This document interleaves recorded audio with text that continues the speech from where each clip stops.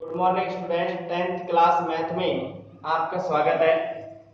अपन ने निखलम विधि से घनफल पढ़े थे कल। आज ध्वजांक विधि से भाग, जो आप 8वीं क्लास में पढ़ करके आए, ध्वजांक विधि से भाग। यहाँ पर इसको समझिए। 12वां प्रश्न है अपना 45 32 भाग देना है 112 का। यहाँ पर इसमें भी उसी तरीके से 3 खंडों में इसको बांटेंगे, फर्स्ट, सेकंड और थर्ड। आप यहाँ पर ध्वजांक और मुख्यांक देखिए। इधर से जो प्रथम अंक है शुरू का, उसको तो क्या मानना है, ध्वजांक मानना है। और शेष जो अंक बच रहे हैं उन दोनों को क्या मानेंगे, मुख्यांक। इस चीज को हमेशा ध्यान दें कि इधर से भाजक का पहला अंक, जो इधर से इकाई अंक है, उसको हमेशा क्या मानना है, ध्वजांक मानना है। और यहाँ जो शेष जो बच रहे हैं, चाहे 1 अंक बचे चाहे 2 अंक बचे, कितने भी बचे, उसको मानना है आपको, मुख्यांक मानना है। अब यहाँ इसमें थर्ड ब्लॉक में इधर जो भाज्य है, इस भाज्य का जो पहला अंक है उसको यहां लिखना है सदैव, कि पहला वाले अंक को यहां जमाना है और शेष बचे हुए अंकों को इसके मध्य में लिखना है। शेष बचे हुए अंकों को यहां जमा देंगे और प्रथम अंक को यहां जमाना है। ये आपके जमाने का तरीका समझ में आ गया होगा। अब देखिए 45 में आपको भाग देना है 11 का। 45 में 11 का भाग देंगे। आप आराम से रफ में भाग दे सकते हैं। 11 का भाग 45 में देंगे। 11 चौका 44, शेष फल में 1 बचा। अपन क्या करते हैं, इसको तो दर्शा लेते हैं Q से, भागफल, और शेष फल को किससे दर्शा लें, R से।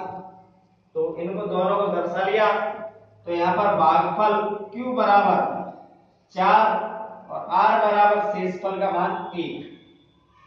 अब इनको यहां लिखना है, इस तरीके से लिखेंगे, भागफल 4 और शेष फल 1, याद है। अब ये कार्य हो गया। भागफल को तो यहां लिखना है और शेष फल को यहां लिखेंगे, थोड़ा अंक के नीचे की तरफ, जिससे पता रहे कि ये शेष फल का अंक है। तो नया भाज्य आपको प्राप्त हो गया 13। ये कहलाता है नया भाज्य। क्या कहलाता है, नया भाज्य। तो नया भाज्य का मान 13। फिर आप ज्ञात करेंगे, हमेशा सदैव ज्ञात करना पड़ेगा संशोधित भाज्य।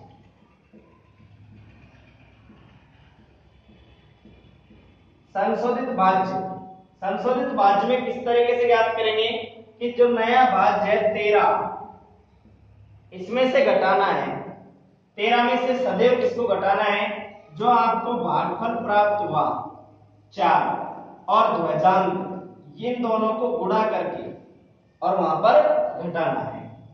तो 2 गुणा 4, ये ध्वजांक है और ये भागफल है। तो यहां बच गए 13 माइनस 8, कितने बच जाएंगे, 5। अब आप 5 में भाग देंगे 11 का। 5 में भाग देना है 11 का। अब देखिए 5 में भाग देंगे 11 का, तो 0 बार जाएगा। कितनी बार जाएगा, 0 बार। और 5 क्या रहेगा, शेष फल। 11 बड़ी संख्या है, 5 छोटी संख्या है। आपको कोई क्वांटम में भाग नहीं देना है, पूरा पूरा जो भाग जाएगा वही भाग अपन देंगे। तो 5 में 11 का भाग देंगे तो 0 बार जाएगा। तो भागफल तो प्राप्त हो गया आपको 0, यहां लिख देंगे। और शेष फल में कितना प्राप्त हुआ, R बराबर 5। शेष फल को हमेशा यहां लिखें। इस तरीके से जमाना है। शेष फल को यहाँ अंक से थोड़ा नीचे की तरफ दर्शाएंगे आगे, और भागफल का मान 0। अब आपका नया भाज्य प्राप्त हुआ नया भाज्य का मान है 52। संशोधित भाज्य ज्ञात करेंगे। संशोधित भाज्य में 52 में से क्या घटाएंगे? हमेशा ध्यान रखो भागफल में क्या आया? 0 है और ध्वजांक का मान कितना है? 2। इन दोनों को गुणा करना है, ध्वजांक गुणा भागफल। तो 52 में से आप क्या घटाएंगे? 0। तो क्या आएगा? 52। तो यहां पर भागफल तो क्या प्राप्त हुआ? ये तो आपका भागफल है और ये शेषफल प्राप्त हुआ। इस तरीके से आपको ध्वजांक विधि से भाग करना है। ये कैलकुलेशन आप करेंगे तो सवाल में गलती नहीं होगी। साथ के साथ देख लेंगे कहां पर गलती हुई है, ये अपने इस कार्य के लिए काम में आए। नेक्स्ट सवाल है अगला।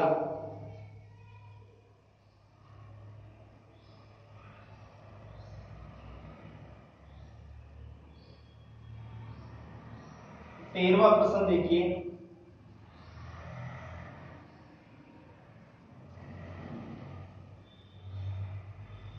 तेरहवां प्रश्न भी ध्वजांक विधि से करना है।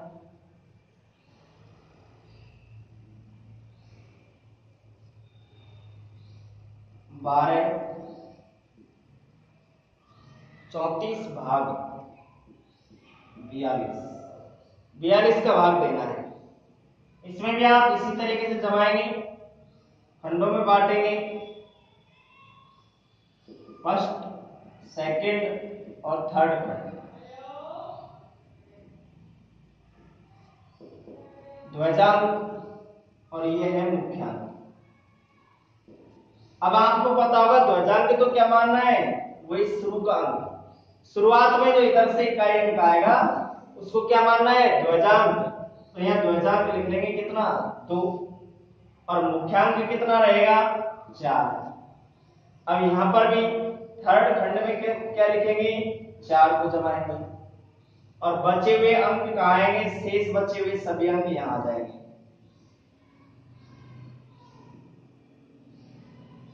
ठीक है, अब आप इसमें भाग देंगे। पहला कार्य है 12 में भाग देंगे 4 का। आप देखिए 12 में भाग 4 का देंगे,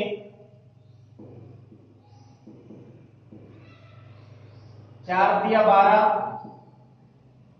शेषफल 0 आएगा। अपन थोड़ी देर के लिए इसको करें कि 4 बार भाग गया, q बराबर भागफल 3, शेषफल 0। तो नया भाज्य आ गया आपका,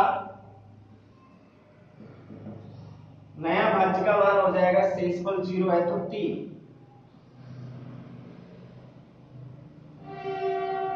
0 3। संशोधित भाज्य ज्ञात करेंगे।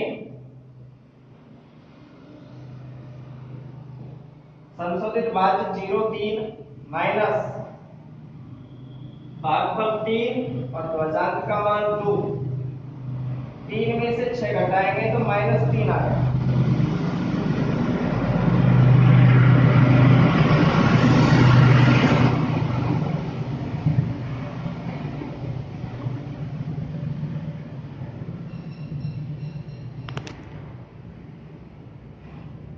यहां पर संशोधित भाज्य का जो मान है वो ऋणात्मक आ रहा है।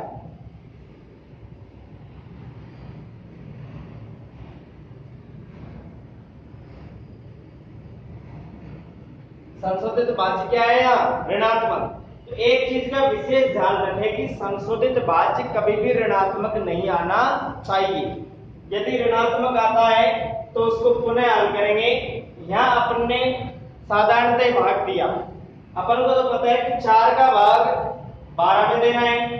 अपन ने भाग दिया, भागफल 3 आया, शेषफल 0 आया। या तो आप थोड़ी सी कैलकुलेशन पहले ही करके देख लें कि संशोधित भाज्य क्या है। नया भाज्य क्या आ गया? 3 और संशोधित भाज्य ज्ञात करेंगे तो 3 को किससे गुणा करना पड़ेगा? 6 से। तो माइनस की संख्या आएगी। तो आप इस स्टेप को लिखें चाहे नहीं लिखें, लिख दिया तो भी गलत नहीं है, नहीं लिखेंगे तो भी गलत नहीं है। आपने दर्शा दिया, अब आपको पता है कि यहाँ संशोधित भाज्य क्या है, ऋणात्मक। तो आप यहाँ पर 3 बार जो भाग दिया है उसकी जगह 2 बार ही भाग देंगे। पुनः 12 में भाग 4 का देंगे, q बराबर 2। अब यहां पर भाग जो अपन है 4 का भाग 12 में 2 बार देंगे, 4 दूनी 8, घटाएंगे शेषफल कितने बचाएंगे, 4। क्योंकि यहां इसी तरीके से आपको भाग देना है। ये न सोचे कि अपन को 4 का भाग दे दिया 12 में, सब हो गया काम, हमने सही कराया, इसमें कोई दिक्कत नहीं है। लेकिन यहाँ पर संशोधित भाज्य क्या आ रहा है, ऋणात्मक। तो पूरे सवालों में चाहे किसी भी प्रकार का सवाल हो, संशोधित भाज्य ऋणात्मक नहीं आना चाहिए। यदि ऋणात्मक आ रहा है तो फिर भाग अपन 3 बार की जगह कितनी बार देंगे, केवल 2 बार ही भाग देना है, कम कर देंगे 1 बार। 8 बार भाग जा रहा है तो 7 बार ही देंगे। तो यहाँ 3 बार भाग जा रहा है तो कितनी बार देंगे, 2 बार, 4 शेषफल आएगा। अब इसकी कैलकुलेशन करेंगे, 2 तो भागफल और शेषफल कितना हो गया, 4। नया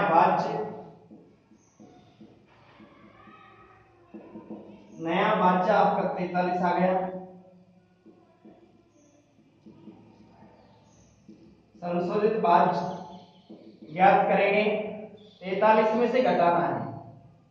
नए भाज्य में से क्या घटेगा, भागफल में कितना आया, 2, और ध्वजांक का मान भी 2, 2 गुणा 2, तो 43 में से 4 घट जाएगा, कितना बचेगा, 39।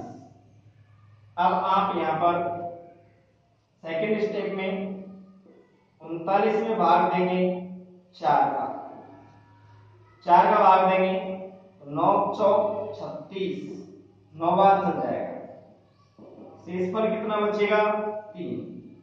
देखिए साइड में देख लेंगे कि 39 में आपको भाग देना है 4 का, तो आपका भाग 9 बार जा रहा है, 9 चौक 36।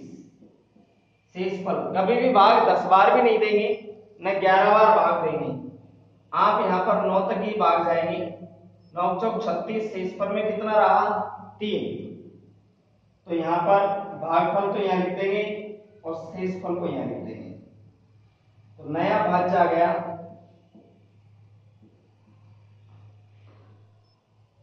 नया भाज्य 34।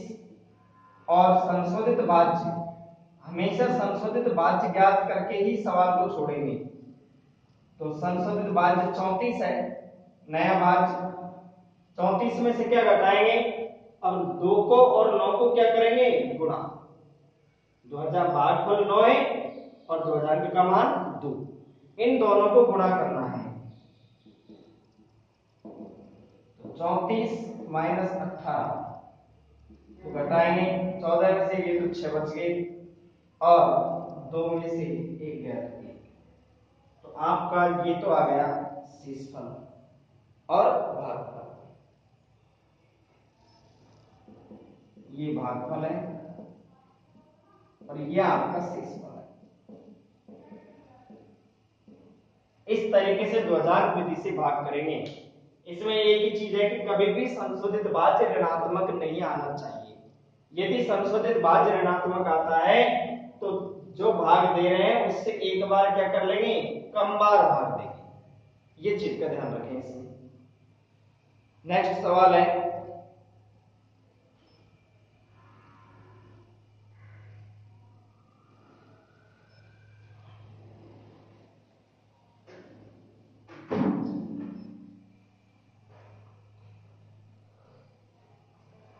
चौदहवां सवाल देखिए,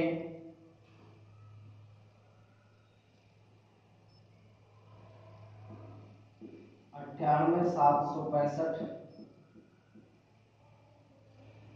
भाग 87, इसका भाग देना है 87 का। इसकी तरह जमाएंगे, फर्स्ट खंड, सेकंड और थर्ड। बताइए कि ध्वजांक का मान क्या होगा, ध्वजांक क्या लेंगे, 7, और मुख्यांक का मान क्या होगा, 8। थर्ड खाने में क्या लिखेंगे 5, और इसमें अंदर जो खाने हैं जमा दिया। अब वही प्रक्रिया है कि सबसे पहले 9 में भाग देंगे 8 का, भागफल 1, शेषफल भी 1, इस तरीके से भाग देंगे। ठीक है, 8 का भाग देंगे 9 में, 8 एका 8, एक शेषफल एक भागफल, शेष भागफल यहां, शेषफल यहां। नया भाज्य क्या बन गया 18। संशोधित भाज्य ज्ञात करेंगे, 18 में से क्या घटेगा 1 गुणा 7, 7 ध्वजांक 1 भागफल, तो 18 माइनस 7 तो कितने आ गए 11।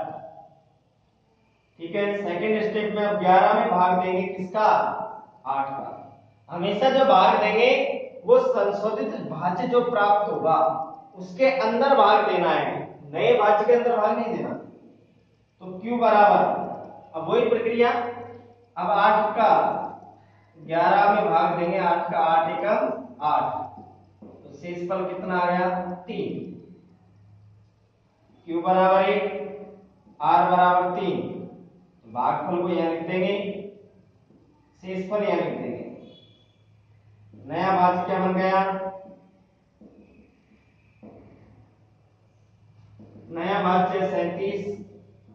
संशोधित भाज्य ज्ञात करेंगे, तो 37 में से क्या घटेगा 1 गुणा 7, 1 गुणा 7, तो क्या आएगा 37 माइनस 7, तो कितना आ जाएगा 30। ठीक है, अब 30 में भाग देना है, तीसरा स्टेप है। 30 में भाग देंगे 8 का, 8 तिया 24, अब 8 का भाग अपन 30 में देंगे, 8 तिया 24, शेषफल बच गए 6, शेषफल R बराबर 6। यहां पर वही प्रक्रिया, भागफल यहां लिख देंगे, शेषफल 6 बच गया, यहां लिख देंगे। नया भाज्य क्या बन गया 66। संशोधित भाज्य ज्ञात करेंगे, हर सवाल में वही प्रक्रिया है एक जैसी। 66 माइनस 66 में से क्या घटाना है भागफल 3 और ध्वजांक का मान 7, 3 गुणा 7, तो 66 माइनस 21, तो बच गए 5 और 4, 45। अब आप चौथा स्टेप है, 45 में भाग देंगे 8 का, 45 में 8 का भाग दे लो। हमेशा मुख्यांक का ही भाग देते हैं, तो 8 का भाग देंगे 45 में, 8 पंजो 40, शेषफल क्या रहा 5, 5 शेषफल है। तो Q बराबर 5 और R बराबर भी 5, तो नया भाज्य क्या आ जाएगा,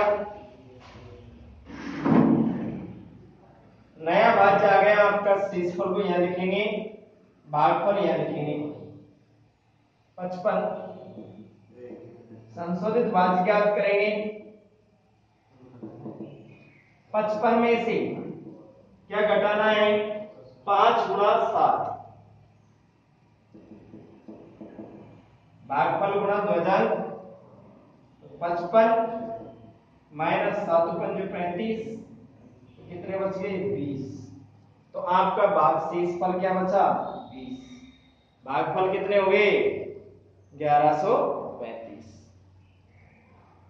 ठीक है, तो सभी सवालों में इसी तरीके से ये कैलकुलेशन आप लिखेंगे, तो यहां पर गलती नहीं होगी, सवाल में कोई गलत है तो उसको अपन चेक कर सकते हैं।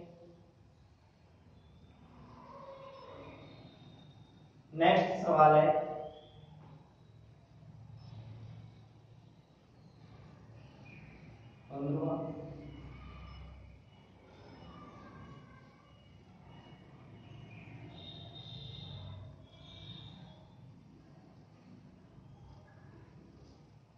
15वां सवाल है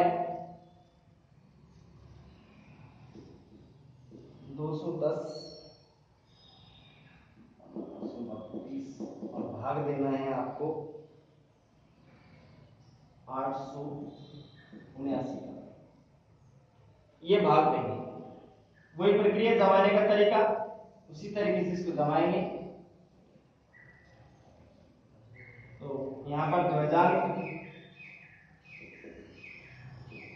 का मान जो आएगा फर्स्ट अंक, हमेशा इसी को मानना है। कितना आएगा फर्स्ट अंक? कितना है? 9 इकाई अंक। और मुख्यांक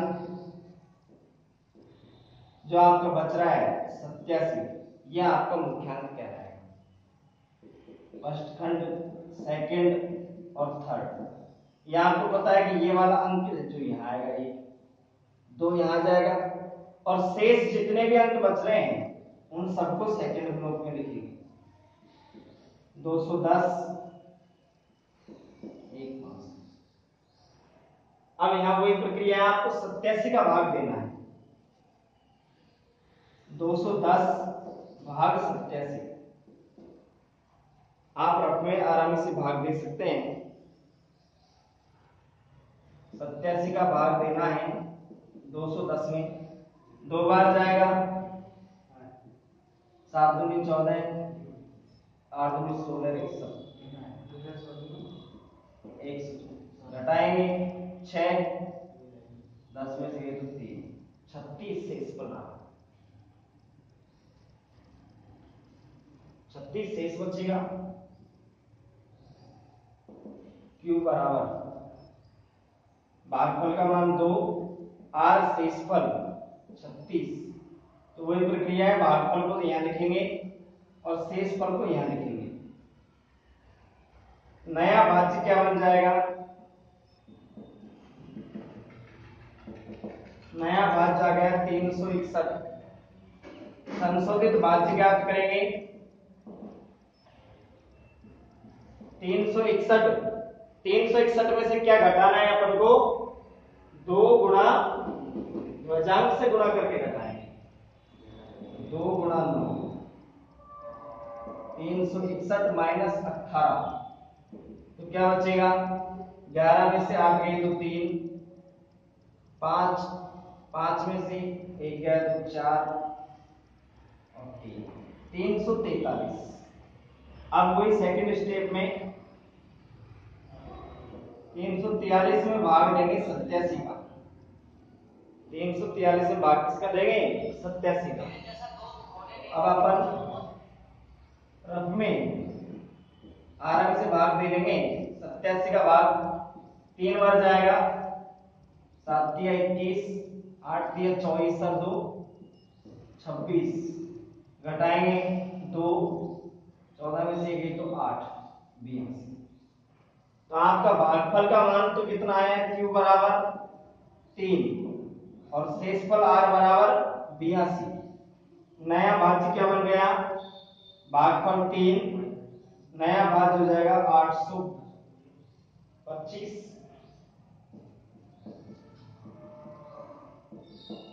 825 संशोधित भाज्य ज्ञात करेंगे।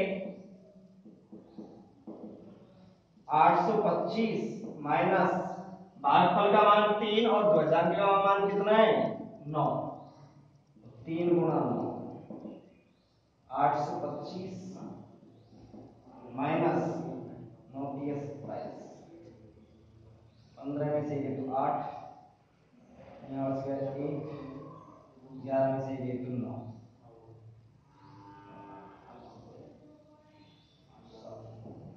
798 शेष संशोधित भाज्य का मान। तीसरे स्टेप में अब अपन 798 में भाग देंगे 87 का। 798 में भाग किसका देंगे? 87 का भाग देंगे।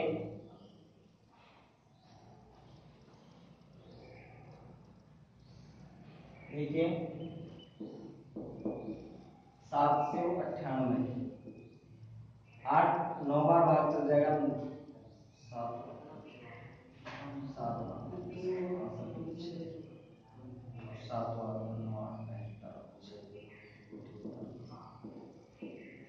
घटा देंगे, 9 बार भाग गया है तो 9 बार भाग गया तो शेषफल में कितना बचेगा 5 और यहाँ कितना बचेगा 1।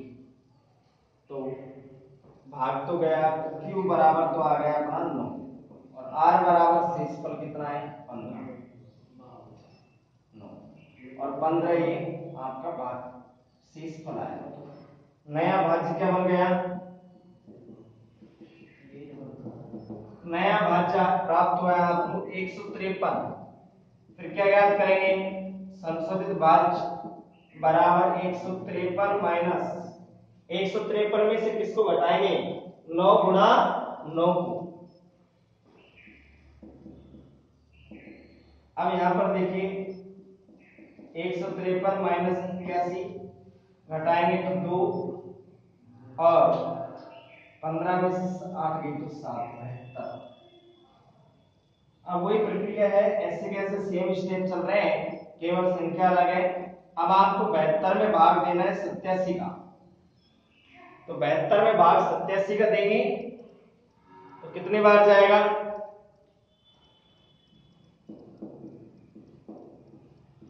0 बार भाग जाएगा। आपको न कोई पॉइंट में भाग देना न किसी भी प्रकार का भाग देना है कि पॉइंट में भाग नहीं देना, केवल भाग पूरा पूरा जाना चाहिए। तो यहाँ कितने बार जाएगा 0 बार भाग जाएगा क्योंकि संख्या छोटी है। तो 0 भागफल का मान तो आ गया आपका 0 और शेषफल कितना आया 72, शेषफल 72 है। तो नया भाज्य आपका बन गया 722। संशोधित भाज्य ज्ञात करेंगे, 722 में से घटाएंगे भागफल गुणा ध्वजांक, हमेशा ये चल रहा है स्टेप। भागफल 0 है, ध्वजांक का मान 9, गुणा करेंगे तो ये आएगा 722 माइनस 0 तो 722। तो शेषफल कितना आ गया 722, यह आपका शेषफल है। ये भागफल है।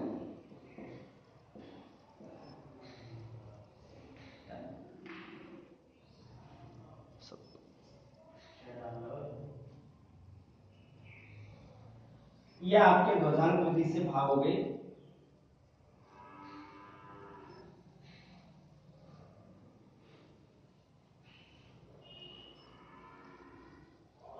तो ध्वजांक विधि में किसी भी प्रकार की संख्या हो तो अपन ध्वजांक विधि से भाग दे सकते हैं। देखिए अगली विधि है परावर्त विधि।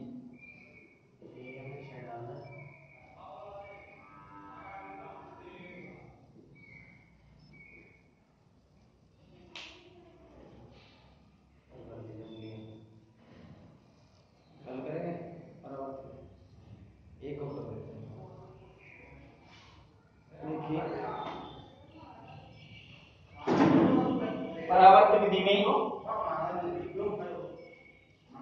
क्वेश्चन नंबर 16 जिसमें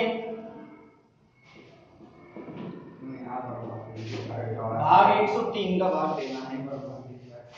नई विधि है परावर्त विधि।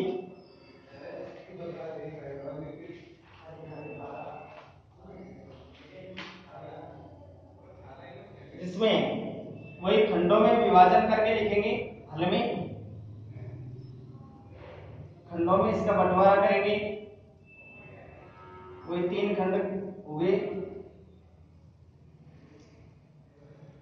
फर्स्ट सेकंड और थर्ड, 3 भागों में बांटेंगे। सबसे पहला काम यही है, आपका भाजक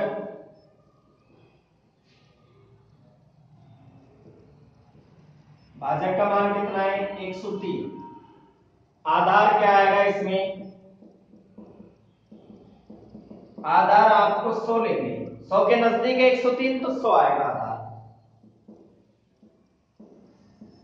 विचलन क्या आएगा, संख्या माइनस आधार, बहुत बार ज्ञात कर लिया अपन ने, तो 0 और 3। फिर यहां पर एक चीज है परिवर्तित अंक,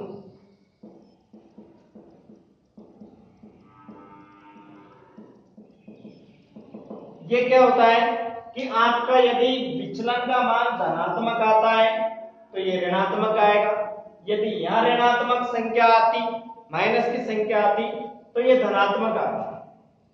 0 और 3 यहाँ पर माइनस चिन्ह इस तरीके से लगाएंगे ऊपर, ठीक है, आगे लगाते हैं माइनस का चिन्ह, इसकी बजाय हम ऊपर लगा सकते हैं इस विधि में, ये अपने लिखने की छूट है।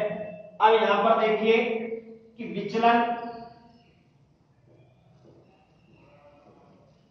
का मान 0,3, परिवर्तित अंक 0 और -3 के ऊपर -6। ये चीज आपके समझ में आ गया होगा कि यहाँ 103 का भाग दे रहे हैं तो आधार क्या लेकर चलेंगे 100, विचलन का मान ज्ञात करेंगे तो हमेशा सूत्र अपना संख्या माइनस आधार, तो संख्या में से आधार को घटाएंगे, तो संख्या 103 है और आधार क्या है 100, तो घटाएंगे तो 2 अंकों में बना करके लिखना है, 0 और 3 लिख सकते हैं अपन। परिवर्तित अंक में यदि यहाँ ऋणात्मक आता तो ये धनात्मक, और यहाँ धनात्मक आता है तो यहाँ ऋणात्मक, यहाँ ऋणात्मक चिन्ह इनके ऊपर की तरफ लगाएंगे इस विधि में। आप देखिए कि आधार 100 है तो यहाँ 2 अंक रहेंगे, आधार 100 है तो कितने अंक रहेंगे 2, और शेष जितने भी अंक बचे, चाहे 1 बचे चाहे 2 बचे, उनको यहाँ बीच में लिखना है। आधार कितना है 100, तो 2 अंक यहाँ और बचे हुए शेष अंक यहाँ लिखेंगे, चाहे वो 2 बचे चाहे 3 बचे। इसमें भी वही निकलम विधि की तरह है कि पहला अंक ऐसे कैसे उतारना है, ऐसे कैसे उतार देंगे। अब इसको इससे क्या करेंगे गुणा, तो 0 3 ही आएगा, 0 और 3 पर है किसके ये माइनस, 1 में से 0 को घटाएंगे तो 1, फिर पुनः 1 को इससे गुणा करेंगे तो 0 और 3 इसके माइनस। अब हो गए ये तो प्रक्रिया, अब यहां घटा देंगे, 4 में से 3 गए तो कितना बचा 1, और 5 में से 3 गए तो कितने बचे 2, तो भाग दे रहे थे 103 का, शेष फल में 21 आ सकता है, तो ये हो गया भागफल और ये हो गया शेष। तो आपको इसमें केवल जमा